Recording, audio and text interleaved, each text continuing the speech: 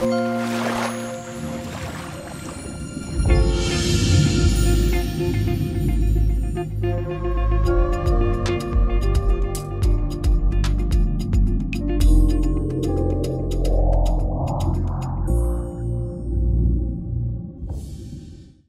everyone and welcome to another episode of the Dive In podcast. As you see, I'm not in my studio. I'm in Chicago with this wonderful gentleman called Mr. Bruce Leech.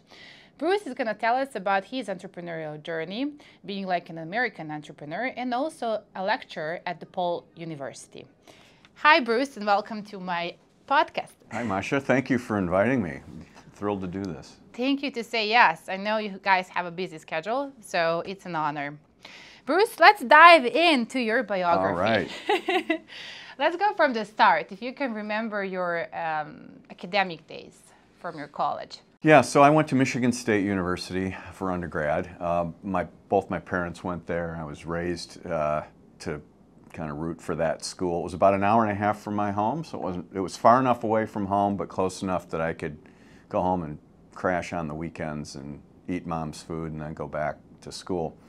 But I remember growing up, my father and my grandfather both were in business together, and my maternal grandfather also had his business. So I come from a group of family businesses. But the good and the bad was I got an appreciation for working for small businesses from my father and grandfather. But there were also Christmases, Maša, that my grandpa and my dad didn't speak to one another because they got in a fight at work. And that was really difficult on the family. So Perks of family businesses. It is the curse. Now, there's nothing better if you can figure out how to work with a loved one, a spouse, a father, a daughter, a mother, when the business is going well, but you got to be able to, that relationship's got to be able to endure if the business doesn't go well. So my dad and my grandfather, the business was kind of up and down. So when I got out of Michigan State, I had an opportunity to go to work for a bank in Chicago. And I came down here and just fell in love with the city. I think much like you have in your time in Chicago. Stood at Monroe and LaSalle Street and got caught up in the vibrancy of the city. And I grew up in suburban Detroit, so I really had not had a big city experience. And so that's what really drew me to Chicago. The other part, too, is that back in those days, the bank paid for part of my MBA. So I took about 6 months off between undergrad and grad school, which I actually don't suggest to our students these days, because I think you've got to go live life for a little while before you go back and get your graduate degree, unless you know specifically what you want to do, right? And we have a lot of students here that we have what we call a 4+1 program, where they get a big discount if they go on and get their master's degree right at the end of their undergrad. In fact, they can start taking grad courses before they even finish. But that's if you're going to get an MS in tax or some other discipline versus like a general MBA. So so I was going to school 2 nights a week, working at the bank, but you know, I didn't know what all these bank vice presidents walking around in fancy coats and ties did. Nobody else in the bank seemed to know what they did either, and I thought, I don't want to be one of them someday. And the voice in the back of me kept saying, go do your own thing, because I grew up in that environment. So about 2 years after I got my MBA, I went and started CrossCom National, which was my company. And the weird thing is that all my friends said, why did you throw your MBA away to go start a business? It was not fashionable in the late 80s to start a business. The word entrepreneurship did not exist, but I just didn't want to work for a big company. I wanted to kind of do my own thing. So back then, AT&T was probably the last great monopoly in the United States. It owned everything from a telecommunications standpoint. It owned the phone in your home, the business phone systems in your business, the long distance services, everything. You know, it was pre-internet, so it was mainly all voice traffic. But when they broke up AT&T, now you could buy your own equipment and put it on their network. And so it was a field day. Everybody was selling equipment. So I started with 2 other guys, and we sold business systems to small businesses. But the problem is it became a commodity really quick. And if you're selling a commodity item in any business, whether it's a product or service, typically then if there's no perceived value between you and the next person, the buyer's usually going to choose the lowest price. So we were in a bidding war, and it was not sustainable. So the two partners that I started the business with both left in that first year, and I did the typical first round of funding that most entrepreneurs do, which I think is called the Friends, Family, and Fools round of funding. So me here. Yep, all guilty, raise your hand. So I borrowed some money from my father, and he said, if I give you this loan, no matter what, don't throw in the towel for at least a year. And so I went off on my own. My partners had left.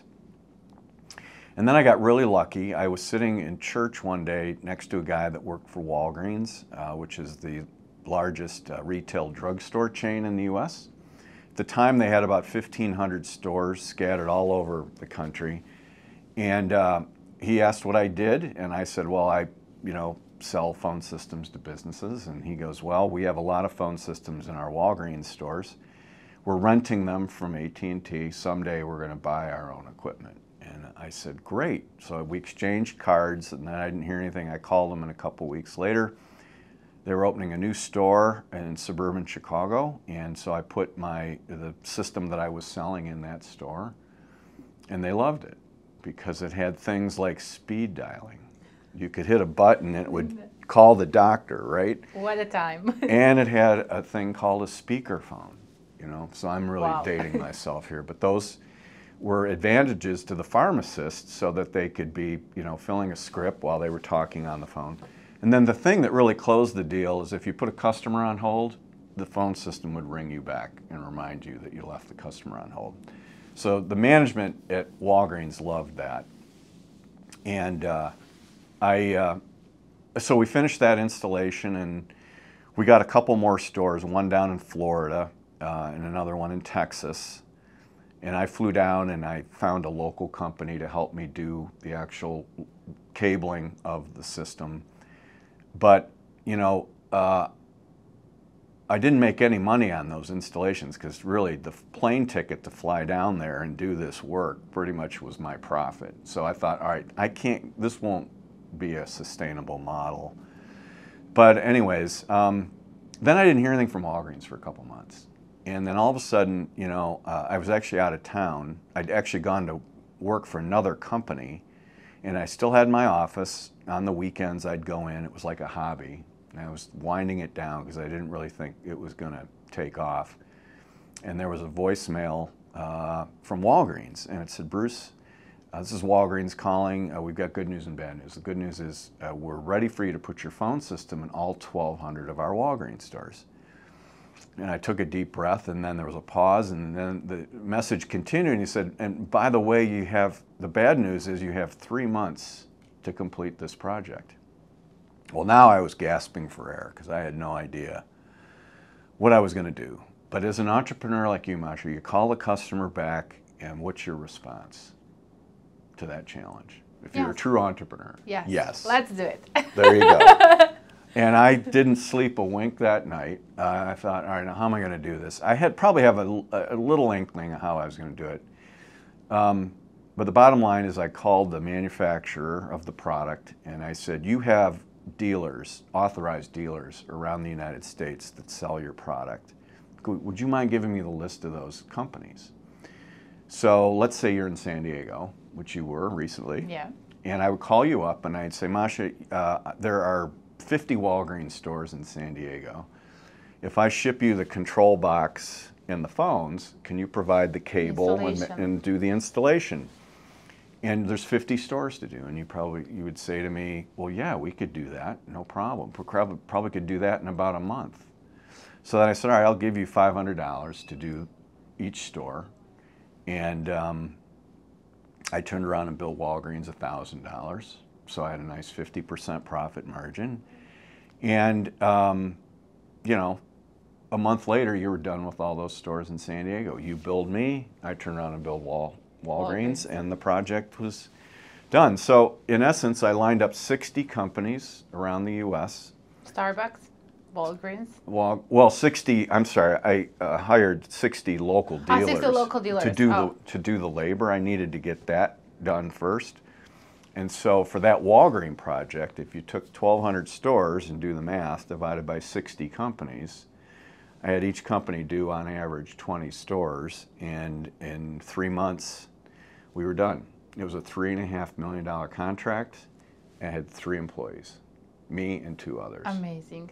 So that was the birth of the company, and I thought, well, if Walgreens needed this, I wonder who else needs it. And so to your point, I started calling on other large retailers in the U.S. At the time, some of these companies actually don't exist anymore, but Kmart was a huge company. They were bigger than Walmart at the time. Blockbuster Video, if anybody remembers renting video days. Yeah, really. This is going back now. We're in the 90s. But the phenomenal thing in the U.S., Maša, in the 90s is that the retail specialty stores were growing like crazy.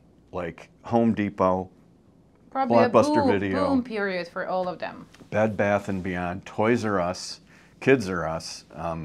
It was a boom. So the malls, the U.S. malls, just exploded. And so every one of those retailers that opened up was an opportunity for us to put our phone system in there. So we picked up a number of businesses that also wanted a national installation. They wanted to contract with one company, but then we had to deal with all those local companies to get the work done. And we gave them a standard price anywhere in the United States. So if I was putting the phone system in San Diego, it would be the same price as if it was in Boston, Miami, Florida, wherever. So then fast forward through the 90s, we also realized that as the data world was colliding with the voice world, that we had to shift our model, because if we were just doing phone systems, we probably wouldn't have grown like we did. So we quickly also started doing, and we were running cable, and we were getting in the way of the guys that were running the cable for their computers. So I thought, well, if I've got a guy up in the ceiling pulling phone cable, why don't we also pull the cable for your cash registers? And by the way, while we're up there, why don't we put a speaker in the ceiling, because you've got a paging system in there playing music and so forth. So now all of a sudden we started pulling and we were getting a very efficient job, because now they were up there pulling 3 cables at once instead of 3 different companies. So we had some economies of scale. So then we started expanding our network of labor companies that could also do data, voice, and then the public address system. And then the business grew rapidly. In the 90s, every Walmart store that opened in the U.S., Walmart, we installed the phone system for them. And they were opening 400 stores a year in the U.S. I mean, it's just incredible growth when you think about it. How did you keep the long-term relationship with those companies? Like, you had probably competitors. So how do you retain the client? Yeah, so that's a great question. I have an interesting story for you on that one. Ironically, at Walmart, we did not have any competition. We were the only ones putting their phone systems in. But probably after you, somebody came in. Well, here's what I did, and this is a lesson for everybody.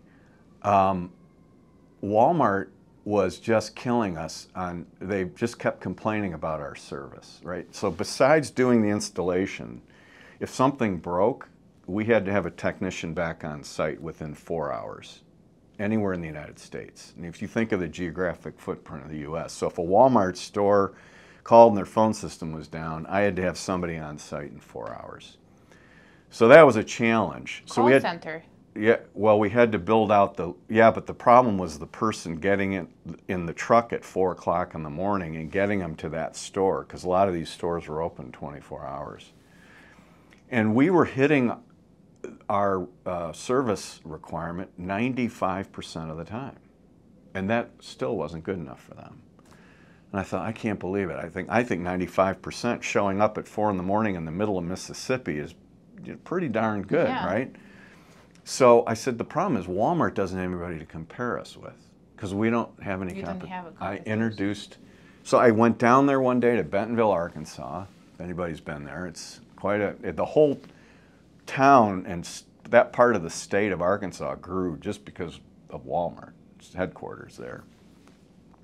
And I went down and I told Walmart, I said, I think you need to get, I don't think having all of your business is a good thing for me or you. Now, I was partly doing it for self-preservation, but I also was putting myself in the customer's seat, saying if our business for some reason like blew up, you wouldn't have another vendor to fall back on. I don't think that's good for you. I really sincerely meant that. At the same time, you know, I wanted to see if we were as good as I thought we were, let's introduce some competition. So I flew back home. So Walmart thought I was nuts. And they said, you don't want all our business? I said, not. I said, I want a good part of your business. Good quality. Right, exactly. business. But I think you need to have a competitor. It's good for you, good for me. Then I come back to my company and they go, wait, you told Walmart you want competition? I said, yeah, I want to find out how good we are. So lo and behold, they picked this little local company out of Monroe, Louisiana. I won't name names, but anyways, that company had yet to put together the labor network that was needed. And so all of a sudden, you know, we would come to these vendor meetings at Walmart, and we were still showing up 95% of the time. The competitor that they picked up was showing up 50% of the time. So they were missing every other call. Now I'm sitting back smugly with my arms folded, going, thinking to myself, I didn't say this to Walmart, thinking to myself, I think we're doing pretty good. And then all of a sudden Walmart starts complimenting me and beating the living hell out of the other vendor. And again, I thought it was the best thing for both of us to introduce competition. But that's counterintuitive to what most people would think, right? People usually like hate competition. They're like, you know, always obsessing about what they're doing and what is like their next step, instead of maybe focusing on self. So competition for us is usually a bad thing.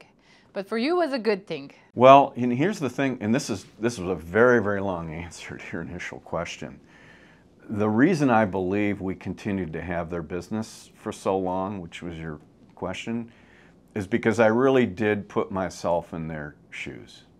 The customer's shoes. I always wanted to make sure if I were sitting in your seat, what would keep me up at night? And as a vendor, how could I, how could I take care of you? Exactly. Yeah. And so a lot of entrepreneurs don't ask that question. They forget that the customer is the one deciding and actually having the last final word about everything we do. So that's a great yeah, and unless they know how much you care about them, and believe me, there are years I could have made a lot more money off of my customers, but if I didn't feel it was the right thing to do, like for example, we made a billing error at Walmart one year. We overcharged them, and they didn't catch it. And my accountant came in one day and said, you know, we've overbilled them about $300,000 over the last couple months. And I sat there and I thought, okay, well, there's only one right thing to do. So I called the salesman in. Did you ever hear this story? No. I called the salesman in and I said, what do you think we ought to do? He says, well, you're not going to tell them about it, are you? I turned to the salesman and I said, you're fired. I got a check, I got on a plane and went to Walmart the next day and handed them the $300,000. And I said, I'm sorry, but we had a billing error, and here's, you know, and I took the sales guy off the account. I said, you're stuck with me for the next 2 weeks till I get another salesperson in here that really represents and takes care of you first. And that was another. And so when the relationship finally ended at Walmart, because they signed a contract with, I don't know, IBM or somebody else. Oh, IBM. Yeah. And we, you know, they were doing some pricing. It was really hard for us to compete. You know, the buyer sat down and said to me, the reason you kept our business all those years is because we knew you cared about us more than we did. And I said, wow. I mean, I just felt like I was doing the right thing. It wasn't any magic. You know, it was like breathing air. But if you don't know where that moral compass of yours is, if you don't know right from wrong, if you take advantage of the customer thinking they're not going to notice, You might win in the short run, but I guarantee The in the long run you no. will not. And you will be rewarded for that, even though at the time it might be painful and you might have to go through a few curves here and there. But at the end of the day, if you're doing the right thing, you can look yourself in the mirror in the morning and be okay that you've taken care of your people who have then taken care of the customer.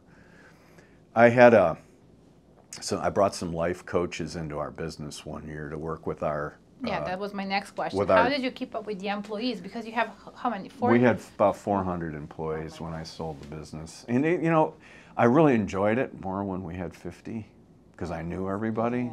I still knew everybody by name, but I really felt that was a family at 50, and at 400 it became like a machine. Yes.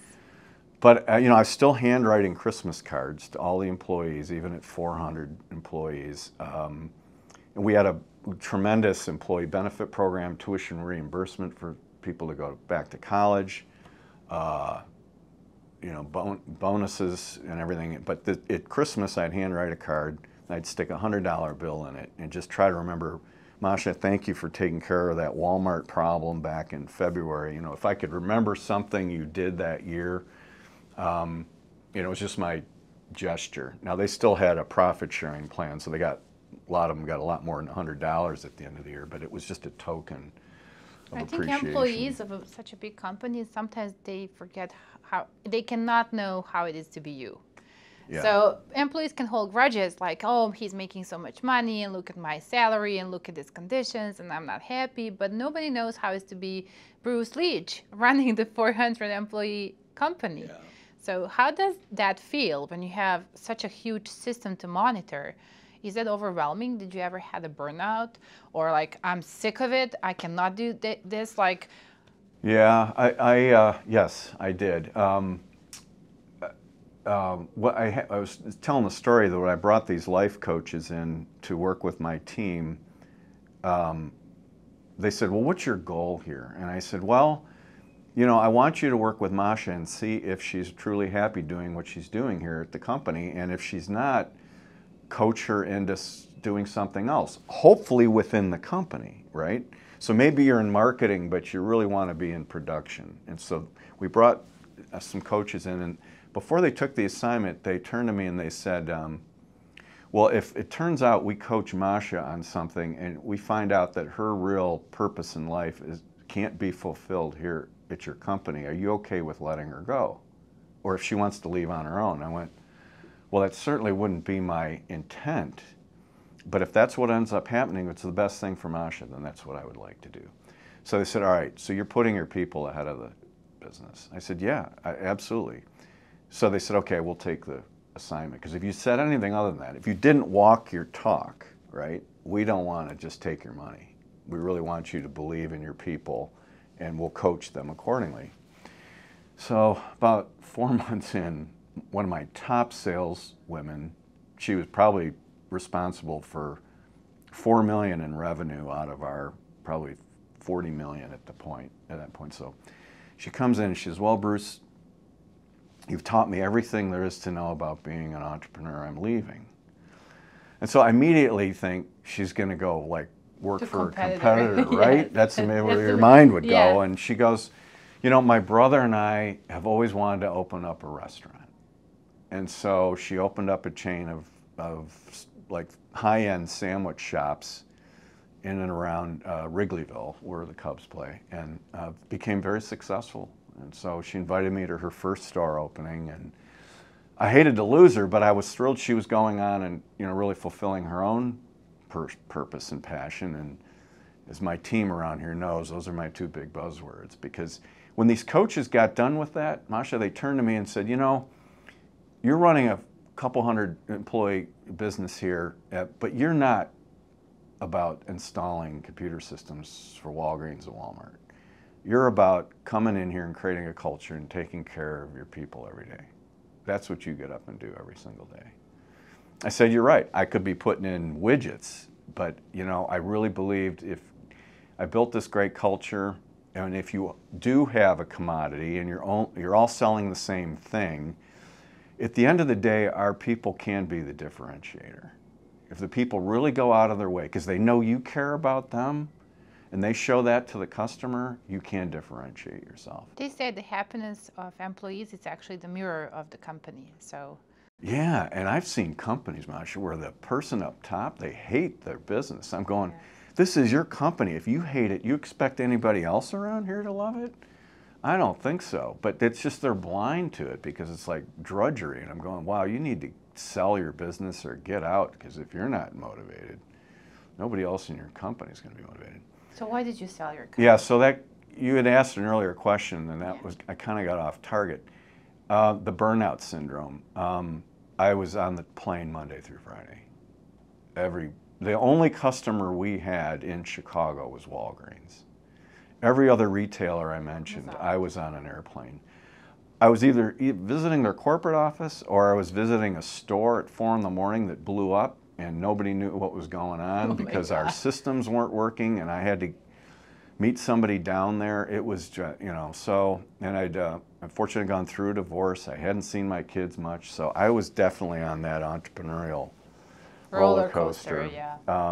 I probably got sidetracked a little bit because I had an opportunity to open up our office in London.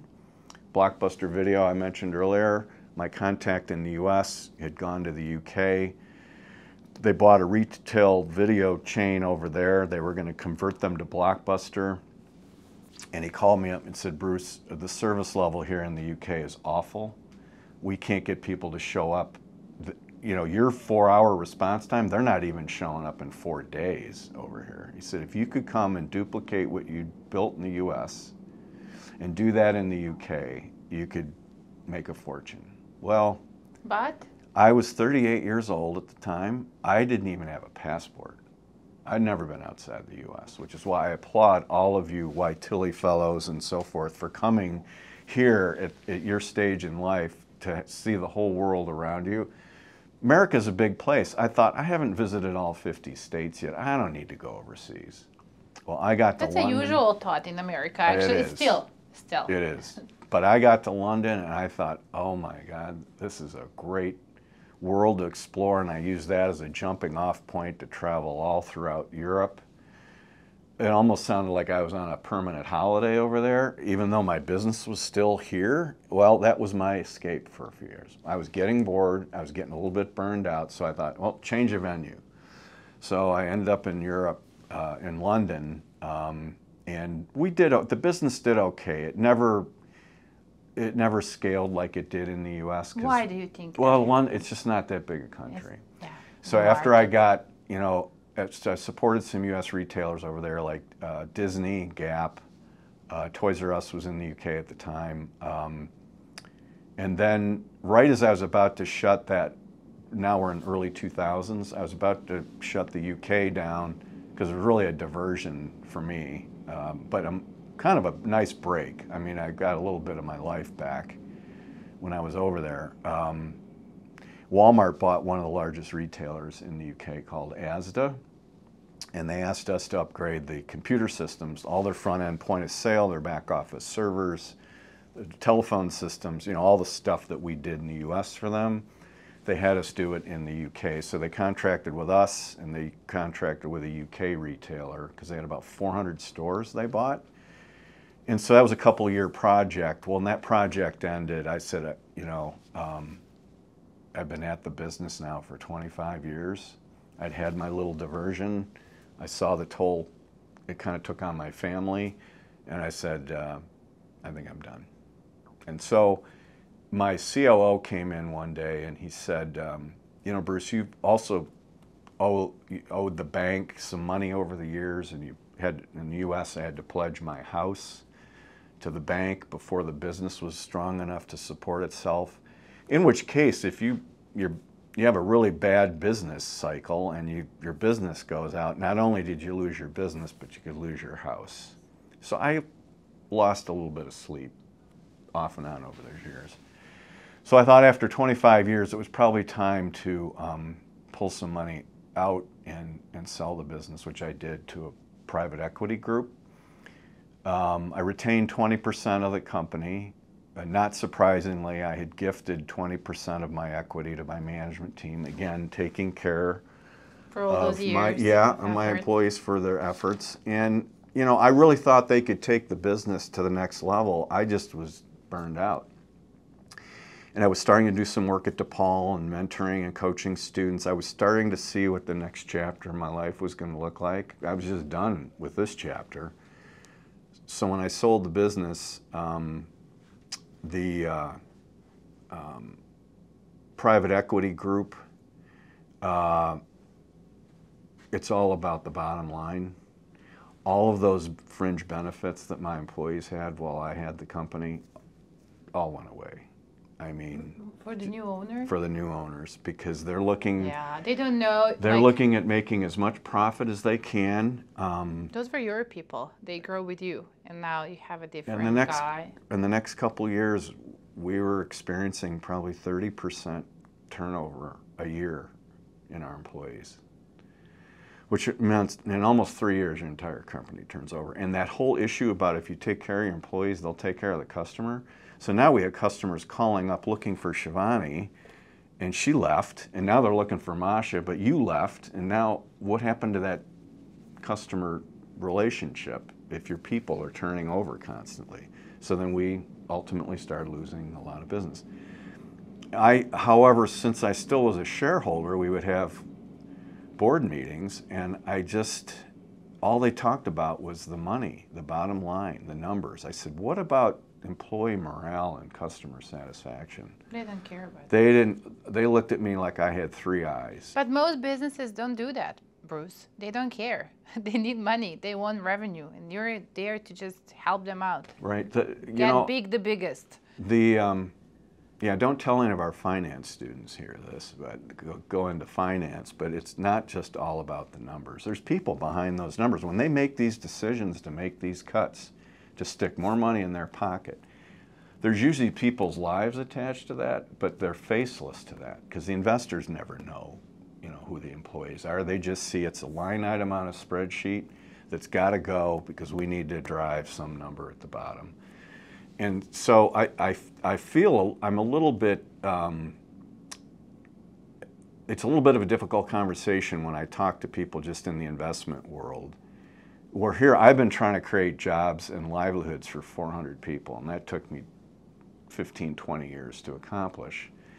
And to see that be undone overnight, that is probably my biggest regret.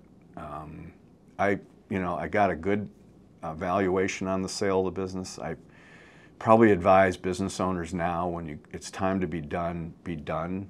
Don't hang around. Even as a shareholder. You know what I relate it to? I relate it to giving your kids up for adoption and then watching somebody else raise them. Well, yeah. And I'm not saying they're raising them wrong. They're just raising them different than I would have. And I'd rather just not know that. Be there and watch that. Bingo. Yeah. So if I had to do it all over again, I have coined a phrase, cash at closing. So if you go to sell your business, whatever that sale is where you're going to give up the majority of control of your business, make sure that that's a good proposal and just accept it on that. If there's anything after that, an earn out, or you're going to stay on for a while, or you're going to be somewhat involved, I just think it's really difficult. Now that's personally my story. I think there are a lot of success stories out there where people did sell, they did stay on. But I've seen more and more of my friends that have gotten to this stage where they're getting to retirement age, and they've got their lifelong business here, and they still want to be relevant after the sale of the business, so they may stay on, and they may have a very successful outcome. Just wasn't the case in my story. To wrap all that up, the private equity group, I still own 20% of the business, but one of their other business deals fell through badly, and they had to get their money out of us. And the way most of the deals work in the U.S., my money was behind their money. And so when they didn't get all of their money out, there was nothing left. Yeah. But essentially, yeah, the company was sold kind of on the cheap. We didn't have a chance to grow to the level where we would have all had a successful exit. But again, it's a transaction. There was nothing illegal or dishonest about that. It's just the way it is when you give up your share of the company. You know, you're taking a risk that the buyers don't end up in a financial situation, and or that the company's performance goes down. What happened after all of that? After you sold, you took the money and everything that happened, what did you do? I did some consulting for a while. I got involved in some nonprofit work. I got involved with a group called Solidarity Bridge that takes medical teams down to Bolivia. How'd you know about it? Because I did the research on your LinkedIn. Oh, you remember all that? Yes. Yeah, I have a plate on the wall right there by Shivani from Solidarity Bridge. Really great nonprofit doing some good work. But you know, I missed being in business. You know, the nonprofit world was great. I had a few years there. Yeah, giving back and all that. But I really wanted to get back involved in business and startups, and you know, you get that blood pressure. Going. And, yeah, right. Blood pressure. So I was on the advisory board here at the Coleman Entrepreneurship Center at DePaul for a number of years. And about 6 years ago, the dean reached out and said, look, you've sold your business, you've been doing some consulting. How would you like to come on and run this program full time instead of just volunteering to help the students? And God help the students. They got now all of me instead of part-time me. And I really love it. It's just great to see their energy and excitement. And some of them I have to calm them down a little bit to ground them in a little bit of reality. We talked about this earlier. If you want to start a business, I'll never forget Steve Jobs from Apple in a video that I play my students in class. He must repeat the word, to start a business, it's really, really, really, he must say really 8 times hard. It's really, really, you got to really work at it. And I think there's a little bit of this mystique of the entrepreneurs, maybe a Shark Tank show in the U.S. That's also broadcasting in Europe. We watch it. It's Hollywood, right? Yeah, it's a reality show kind of, just for businesses and entrepreneurs. It's amazing in the U.S. that only about 5% of the startups in this country ever get even angel funding. 95% of startups are basic, traditional businesses, restaurants, the dry cleaners, the corner, grocery store.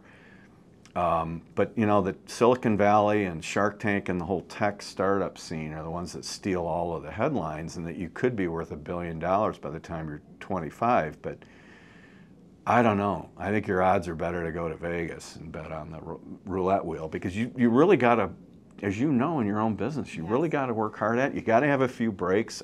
Mine was Walgreens sitting at church that day.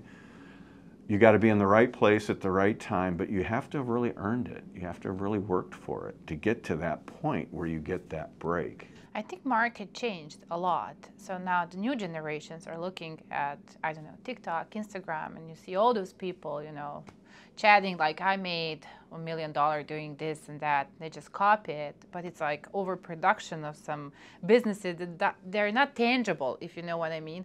Like the market really shifted to something that I've never seen before. Even I'm a millennial, so it's also new for me.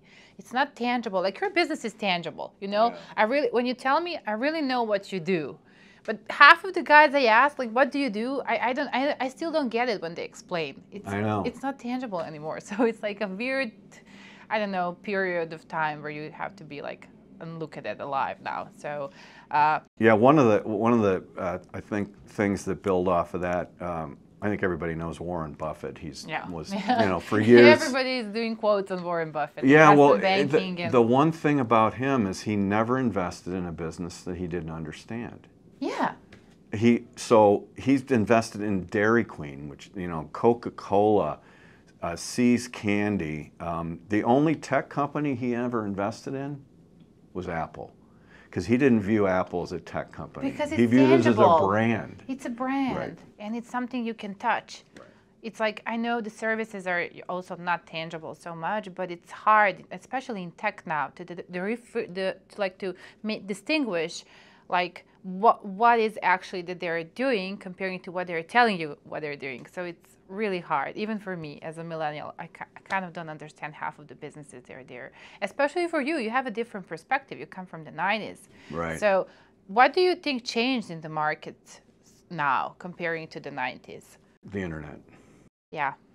I think it's just, that's been the game changer now. And you know, we're all trying to figure out AI and the metaverse going forward. We could be having a completely different conversation in another couple of years. I know. Well, that's where it starts, right? So it's trying to simplify a lot of the technology, because you know, the people that get the early lead on it confuse everybody else until you sit down and think, well, that's not all that difficult. It's just, how does that change things? I think the internet's caused the access to markets, the social media stuff. Yes. That's created a lot of these myths. Everybody thinks they can be an entrepreneur now. Right. They just have to start an Instagram page or TikTok and then grow it and be an influencer, and that's already a business. That's all it takes. That's all it takes. I know. I just have to post pictures, nice pictures of me, and that's it. Yeah. But it's not that. No, I was pulling cable at a Walmart at 4 in the morning in the middle of Mississippi. Oh, this is a lot of fun. Here, let me go pull this jack off the floor. That wasn't a very sexy business, believe me. It was cabling and infrastructure, and yeah, it was in the data arena, but not IT as we define it now. Is more focused around the internet, where this was installing hardware. It was it was like pulling cable and sticking in a light fixture. No, that's not a very sexy business. So, but it was traditional. It was stuff that was needed. The thing, the secret sauce, Maša, if you will, for me was that labor network.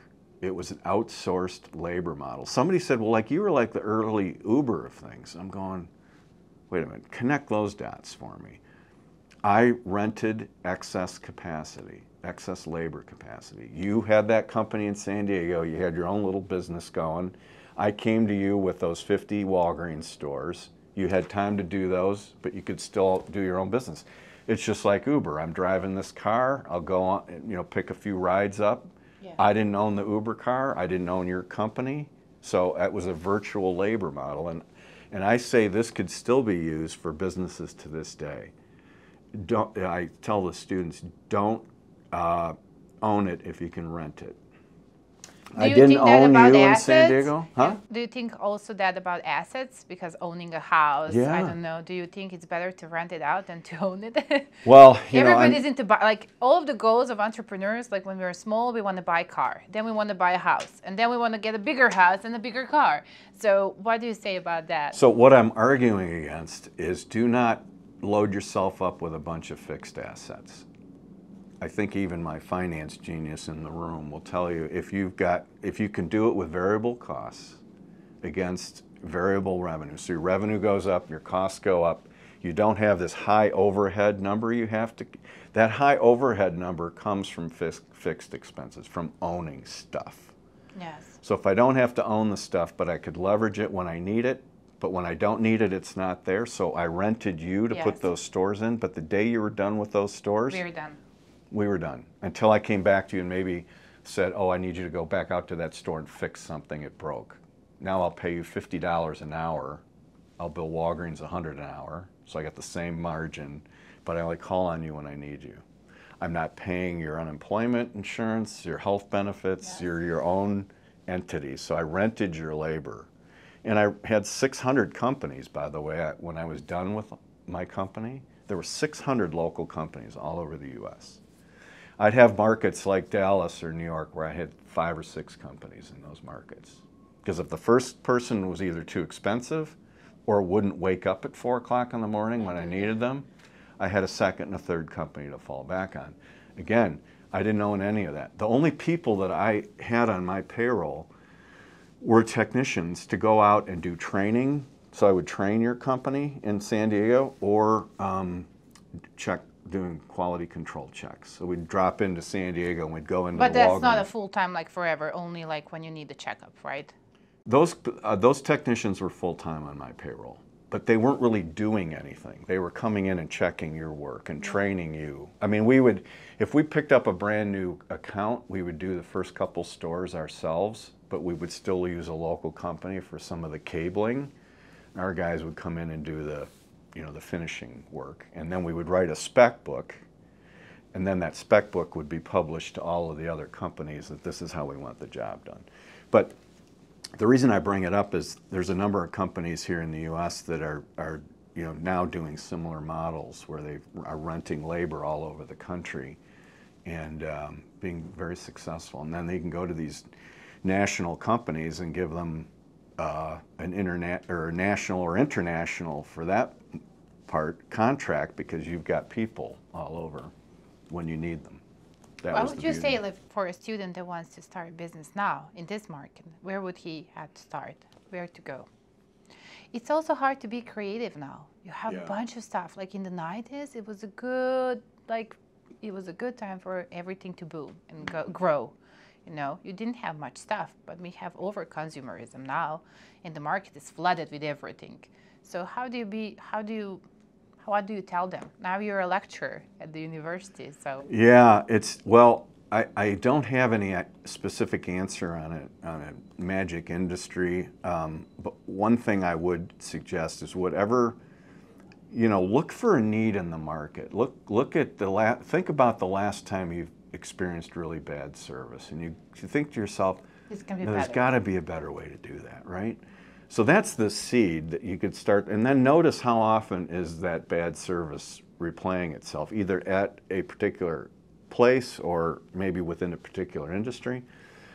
But then as you start to develop your solution to that, don't get caught up in writing big, long business plans and everything else. Go out and test your hypothesis. Yeah, because I never had a business plan. Right. I just went there and talked to students. Like, do you want to go abroad? Yeah, okay, let's send you. What do you need? Okay, where do you want to go? Then you do your research. So it's basically that. But usually, when you go to university or wherever, they tell you got to go to do it by the book. Yeah. You got to have a business plan, then you have a test the market, then you have a perfect niche and perfect everything. It doesn't run like that. No. Even if I had a business plan, I think it wouldn't I wouldn't know what to do with it. You've got to go out and get a customer, because ultimately you're not going to get it right the first time. The first time, never. Yeah, I think every entrepreneur that I've ever heard about or interviewed or talked to never got it right the first time. You've got to go get that paying customer. Walgreens paid me because I met a need.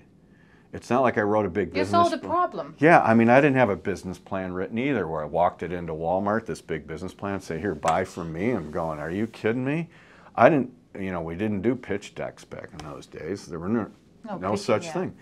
Here's a store, go put your system in there. Okay, that worked out well. Here's another store. Next thing you know, I ended up with this contract. Now that was being right place, right time, luck. There was no doubt that it was lucky. If I had not sat next to that guy in church that day, I don't even know if I'd be sitting here talking to you right now. What path would your life take? And you will have many of those play out in your lifetime as well. What door got opened you did or didn't go through that would have made a huge difference in where you ended up. It's scary, but it's also exhilarating. To have, I don't think you really want to know where the end is going to be. You want to figure it out as you go. And that's the exciting part.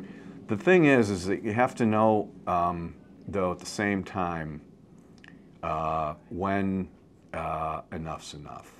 I came to that point in time when I'd been on the road, I was burned out, I hadn't seen my kids much, and personally it was taking its toll. Everybody needs to know what your walkaway point is, at what point, because otherwise you could blow yourself up even worse. Well, some people do that. And some do. They go till the end, until they're like that. Yeah. So it's important to take care of yourself. One thing I will absolutely applaud your generation for is you do check in with yourself to say, along the way, I'm miserable, am I okay, are you okay, we're taking care of each other. It was like, we didn't have those conversations back in the day. That's also the perks of internet. Like we had internet do that to us. Like you see all those mental life coaches, whatever, and then you're like always testing. I don't want to say that it's an either or. like you've got to work your butt off or you're not going to be successful. You can take care of yourself along the way and be successful, absolutely. So I'm glad that this generation's much more conscious about that than mine was. And we have more options, I would say. You've Like got it's a so lot easy more for me to options. go from Serbia to US now. It wasn't that easy before. You know, not a lot Right. of people experience that. But now we're all over the place. Like plane is When like I my was your biggest age, I didn't even transportation. know what a Serbia was. So. I You know, I hadn't know. even been outside. Where's Oklahoma? No, I'd been there because Walmart was right there. Well, also we're flooded by the news, so that's bad. Like now we can know all the bad stuff that's happening in the world. That's overwhelming and makes you anxious. Also, yeah. I wanted to But ask. you know, the thing about the YTILI experience, and we bring people from all over the world here and realize we all have the same aspirations, the same fears, the same dreams. Yes. It's such a phenomenally great unifying experience. And that's what I realized when I went over to London, even though London's not a whole lot different than the US, and then you move on to the continent, and the phenomenal cultural differences that you all have over there is just spectacular. I mean, for us, we go to Wisconsin and maybe they speak a little differently than us, but it's not this huge ethnic and cultural diversity that you have in really the rest of the world, which I was a little late to the game, but once I got exposed to that, I couldn't get enough of it. It was really great. I wanted to ask about leadership. I think it's important because most people don't tackle that. How are you good at the business and also good with people management and being a good leader? So what a good leader means to you? I kind of hinted at it earlier. To me, it was just, did I feel good about myself and the message that I was sending to my employees every day? You know, some of the stuff is not rocket science. It's treat others like you would like to be treated. Really, I've only heard that a million times. I know, but not that many people do it at this day and age. The other thing was that was complimented on quite a bit, was being an empathetic listener.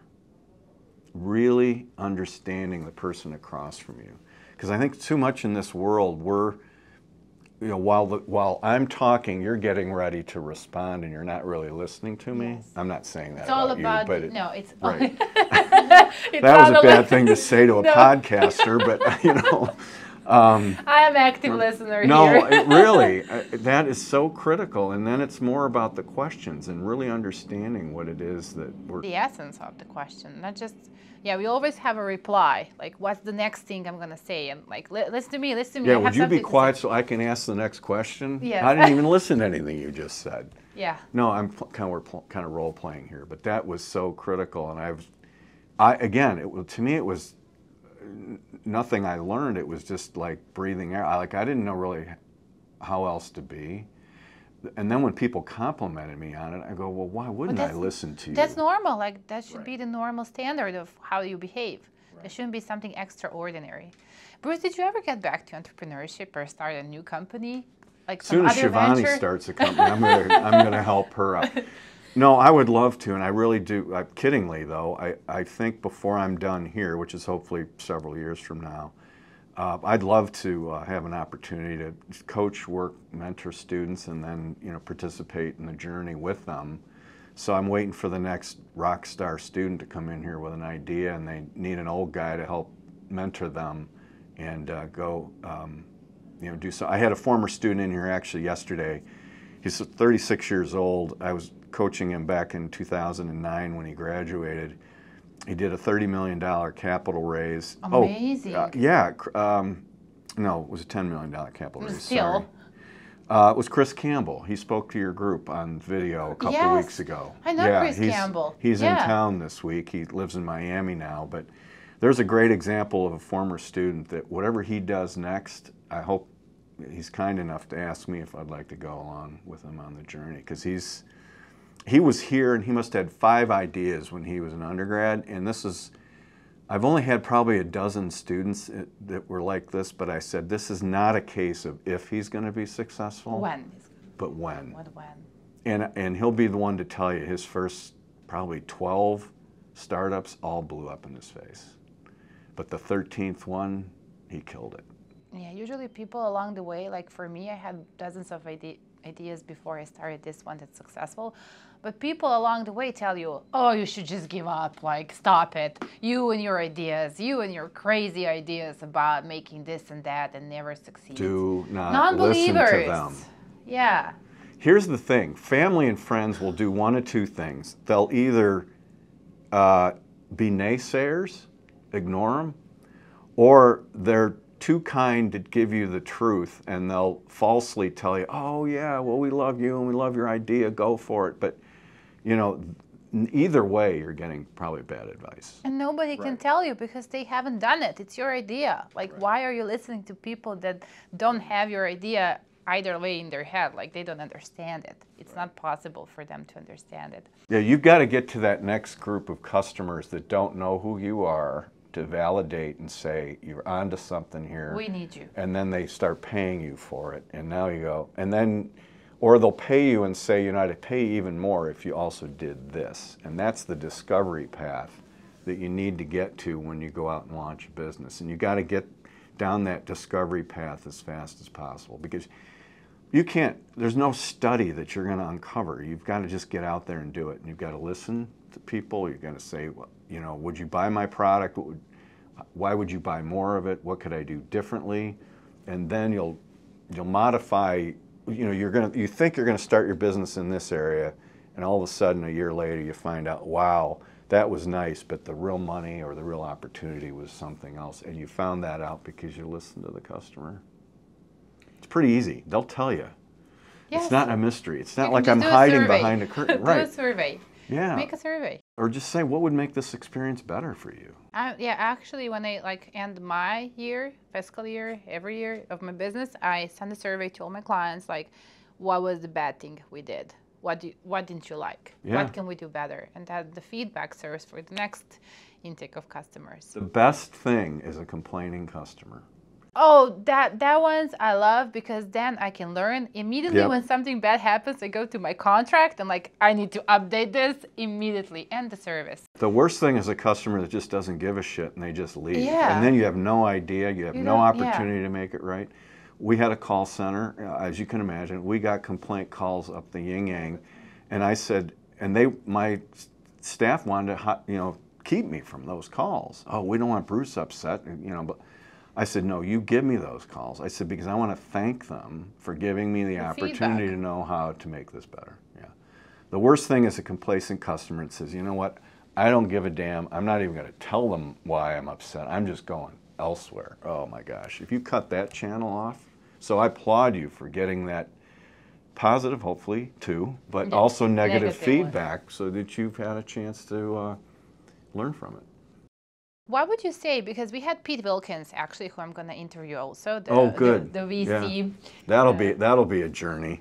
I know. Pete, he has I hope you got about 6 hours set aside for that. He has a lot to tell. But, you know, when we were listening to Pete, you said, like even he said to us, if you don't need a VC investing in your business, then don't do it. Like, if you can do it otherwise. What do you think about angel investors, VC capital, and everything?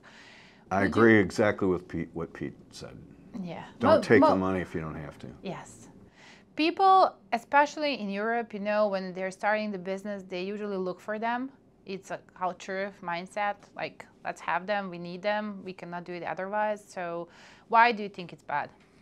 I just don't think you should give up any control of your company financially unless you have to. Until I sold my company, I didn't take a dime of outside money. I had bank debt, and there were some sleepless nights because I had pledged my house, as I mentioned. But Dad was your angel investor. My dad was my friend, family, and fool. Somewhere between family and fool. I can't quite. But yeah, I really discourage people from taking outside investment, because the minute that they write that check, Maša, they're wanting how to get their money out. Yes. And they will be on your back monthly. Some misnomer when I get students in here and I say, well, you know, why do you want to be an entrepreneur? And they'll go, well, I don't want to have to answer to anybody. I'm going, all right, sit down and be quiet for a minute. I've got to dispel a myth here. You don't have to answer to anybody. If you have employees and you have customers, you are answering, and you had better answer to them. All right, so let's take that one off the table. The third one is, if you do take outside capital, you clearly will have to answer to somebody, because that investor is going to want to know everything, because there's a bunch of people behind the investor that they don't even know. They're just looking at the numbers, back to our earlier discussion, and they'll be ruthless. You're going to be making short-term decisions to prop up your profitability that will damage the business in the long run if you've got an investor that doesn't understand your business. And you better deliver the number that you're supposed to deliver, or they will be in your nose sideways. And this is, believe me, everything I'm telling you is my opinion. I don't have all the answers. This is just all coming from my experience. You have a lot of experience. It is, and I had a bad outcome when I did sell my business, so I'm a little jilted by that. And again, as I've said before, I really want to emphasize there are other people that have had very successful outcomes. But one thing I'm pretty strong on, if there's any way in the world you can fund your growth in the early days by some of the bootstrapping techniques. In fact, I'm leading a workshop tomorrow on bootstrapping, but what's that? That's the concept we use in the U.S. about the friends, family, and fools. What can you do to keep your expenses low? What money can you get from other sources other than sophisticated investors? Maybe from the government. They're going to want some the grants. government loan, grants, win a pitch competition. If you get creative, there's other ways to find that money. The other thing too is if you take an investor's money too soon, now there's vehicles you can do to level the playing field, but if you take investors' money too soon, you don't know what your business is worth yet. Like maybe you gave away too much, or maybe you didn't. I mean, there's been no real set valuation. Now there's a document in the U.S. called a SAFE, or a convertible note, where you can establish that value later on. But still, they're in your life. You took their money. At some point, they're going to drive towards an outcome, and they're going to, want it pretty quickly. So again, you're going to have to make some short-term decisions that you may not want to make if this were truly just your company.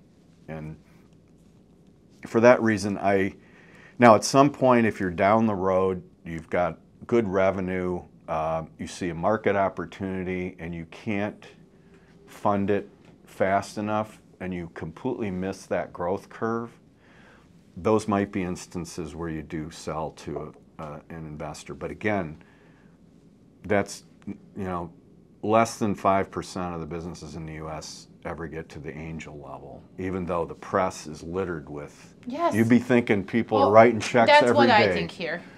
As a European in America, I have a perception that you just come in and they're like, okay, great idea, 1 million for you. Right. But it's not. Right. We're back to the Shark Tank headlines again. That Silicon Valley attitude permeates, and it's almost synonymous with entrepreneurship. And I'm trying to unbundle. No, that entrepreneurship is about starting businesses, creating jobs, and it may be in some of these unsexy areas like pulling cable, opening up the local restaurant. There's a lot of ways you can create wonderful businesses for you, your family, and create jobs, but you don't need to go the Silicon Valley Shark Tank route. But and sometimes the mindset of people, they're always telling you got a big company, with 400 employees, but I'm actually happy with my 5. We do the job of 50, and then we're like so close to each other, and we celebrate birthdays, we have presents, we go to, trips together. It's kind of a nice atmosphere. Nobody has a feeling that it's going to work. So if they tell me I'm small, I'm like, I'm fine with that. I'm happy. I want to be small. I never had more fun than when I was at that stage. Yeah, and when I talk, not just with you about this topic, but with other entrepreneurs, they always tell me, like, those were the glory days, when you were little. So. Well, they're personal relationships, and as you get bigger, even though I was handwriting those Christmas cards, I really felt bad I didn't know all those people as well. Who am I actually writing to? As that I knew when we had the first 10 or 15 or 20 employees. So yeah, those were the fun days, and and that's why now I'm in an environment where I'm seeing people start businesses like that, and they have those relationships early on, and that's just inspiring to see. And you are. I'm inspired, just the passion you just said that about how you how much you appreciate your employees. That's what it's about. That's really what it's about. Bruce, to wrap this episode, give me your key takeaways from your business entrepreneurial journey. Well, I've mentioned a couple times, I kind of summarize things with what I think you need are the 3 Ps. First of all is the passion for the business, right? And then, shortly behind that is your overall purpose. Why are you here? For me, it was to create that culture for my employees. It wasn't about pulling cable and so forth. And the 3rd P is perseverance. To maybe turn down the noise of those naysayers that are telling you it won't work. It's going to be hard, and you've got to just forge through. But I also have the caveat of making sure that you know your walkaway point. Also, your calculated investable, or I guess your calculated loss. At what point, whether it's cash or time, do you just say, I gave it my best shot? And maybe the timing's not right. Well, I'm going to put it on hold. I'll go work for somebody else. Well, even if you have a failure, it's good. It is. Failures are good. It's a lesson learned. Yes. Yeah. We don't look at it as a failure. It's like a next thing that I can draw the experience from it and just go better the next time I try. Yeah. So those are my takeaways at least. So Yeah. never consider it a failure. It's not I don't call it like that. It's a lesson, like you said. Well, almost every entrepreneur I've interviewed has learned, well, inevitably always learn more from your failures than your successes. Successes, it might have been right place, right time. Maybe I got lucky. I don't really. Usually when you fail at something, you know why, and then it is the value of what you learn. And success is a relative term. I mean, what is success? Yes. Yeah, it's personal, right? Yeah. So for me, it may be my family, I don't know, friends, being good with everyone, being healthy. For some other people, it's making millions. So it's a relative term. We cannot, just put it in one basket and say like this is success. Right. Bruce, thank you so much. Thank you, Maša. Thank you so much for this. You're very welcome. Yes. That was great. I can't wait to publish this, Oh and my I think gosh. State Department gonna love this. I hope we got to everything you wanted. Yes, Yeah, more than good. everything. Well, viewers are gonna love it.